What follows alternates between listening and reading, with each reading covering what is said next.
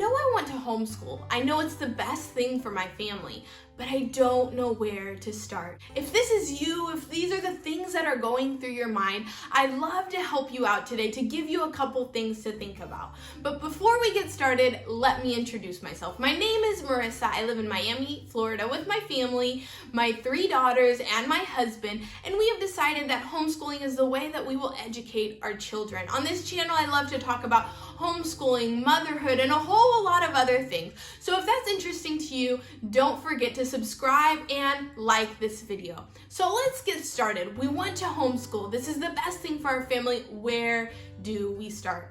Well, the best way to start is to think about your why. Now, if you've already made the decision to homeschool, you may have already thought about this, but if not, this is a great place to start.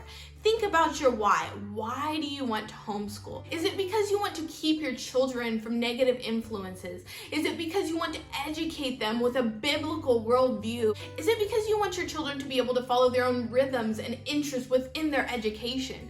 Is it because you want them to have higher academic standards? There's a lot of different reasons why people choose to homeschool, and yours might not even be within those questions. But it's really important to think about it because that is going to give you a base on which to make all these other decisions, other choices that will come next. The next thing that is super important is to know what your laws are about homeschooling.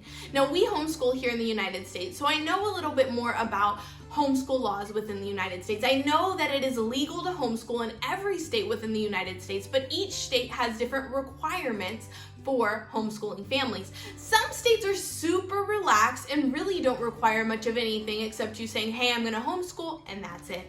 Other states have a lot more requirements. They require you to keep a lot more records. They require you to homeschool for certain hours and certain days and certain subjects. So it's really important to know what the laws are to know how to homeschool legally within the place you live. Now, if you live in another country, it's also important to investigate, how do I homeschool in such and such country? Usually you can find these requirements online just by Googling homeschool requirements and wherever you live, your state, your country, whatever. So that's a really important thing to know. The next thing to think about is, where am I going to homeschool? Now, homeschooling implies that you're going to school at home, but you can start to think about, where are we going to do maybe our book work, or where are we going to do our read alouds?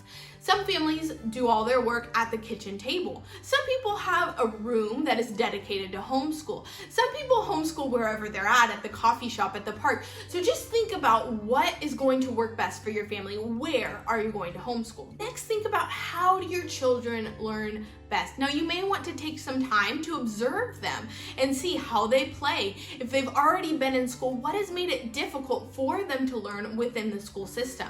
And think about, how do your kids learn best? Knowing this, knowing how your children learn best, is going to help you to make the decision of what homeschool philosophy, what homeschool method works best for your family. Now, a couple homeschool philosophies that are really well known is classic homeschooling, Charlotte Mason, traditional unschooling, and some of us are just eclectic. So we choose a little bit from each different method, each different philosophy, put it together and make our own homeschool method, our own homeschool philosophy that works best for our family. So you can start to investigate, start to learn a little bit more about different homeschooling philosophies and choose the one that works best for your family. Knowing this, knowing what homeschool method, philosophy works best for your family, is going to help you to choose homeschool curriculum. There's so many options out there. There's so much curriculum. There's so many resources that are so great and so interesting. But you have to start somewhere. So look at a couple. It's easy to get overwhelmed, but look at a few homeschool resources, a few homeschool curriculum companies, and decide, what do you think will work best for your family? Now, it may not work very well and you may have to change it, but you have to start somewhere. Choose the homeschool curriculum that you think will work best for your family this year. Next, make a plan for your first year of homeschooling. So you can think about, what subjects do you want to cover? What groups do you want to be a part of? What field trips do you want to take your children to? What books do you want to read together? What feeling do you want within your homeschool? Thinking about these things will help you to make a plan for your first year of homeschooling. Now, this doesn't have to be something that's super rigid, that's going to be in place until your kids turn 18. Most families that homeschool say that they didn't find their rhythm, their flow until their second, third, fourth year of homeschooling. And so likely this plan that you make is going to change. So make sure it's flexible, but make a plan, a place to start. And finally, it's so important to find support, to find people, a community that you can be a part of to homeschool together. Now, these may be fellow homeschoolers, like a homeschool co-op or a homeschool group, but it could just be other moms. There might not be a homeschool group in your area, and it might just be other moms that you can do life with. This could be people that you meet up with at the park, or maybe a group at church, or maybe a sports group that your kids are a part of. The important part is to have that community. It's really hard to homeschool on your own. It's a lot easier and more enjoyable when you have a group, a community to do it with. Something that I've learned this year is that if there's not a community that I feel like I belong to, maybe I need to make it.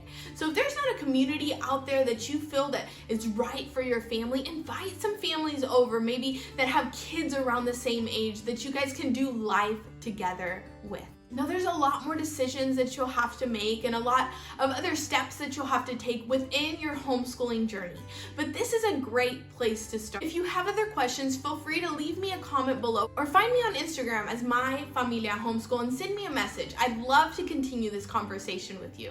I hope this video was helpful to your family, to your homeschooling journey. If it was, give us a thumbs up and don't forget to subscribe so you can join us next week with My Familia Homeschool.